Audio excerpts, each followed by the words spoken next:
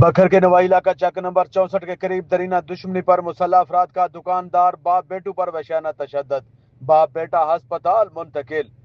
12 news बखर ने तशद्दद की वीडियो हासिल कर ली। बखर के नवाई इलाका चक नंबर 64 के करीब दरीना दुश्मनी पर मुसल्लह अफराद का दुकानदार बाप बेटू पर वशाना तशद्दद हुआ है। बाप बेटा अस्पताल मुंतकिल, मुलजमान मौके से फरार हो गए। इतला मिलते ही SHO मेर खलास खान मौके पर पहुंच गए। इब्तदाई तौर पर डकैती की इतला की गई, जबकि SHO के मुताबिक मुलजमान का दुकानदारों के साथ जाती तनाज़ा चल रहा था।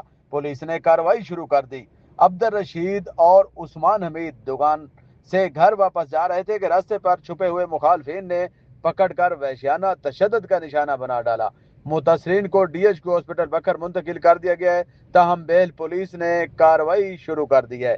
अहम खबर है जो हम आपको दे रहे हैं कि बखर के नवाई इलाका चक नंबर 64 के करीब दरीना दुश्मनी पर मुसल्लह अफराद का दुकानदार बाप बेटू पर वहशियाना तशद्दुद हुआ है। 12 न्यूज़ बखर ने तशद्दुद की वीडियो हासिल कर ली। बाप बेटा अस्पताल मुंतकिल, मुलजमान मौके से फरार हो गए हैं। इतला मिलते ही DPO बकर शहजाद रफीक अमान की हिदायत पर SHO बेल खलास खान मौके पर पहुंच गए।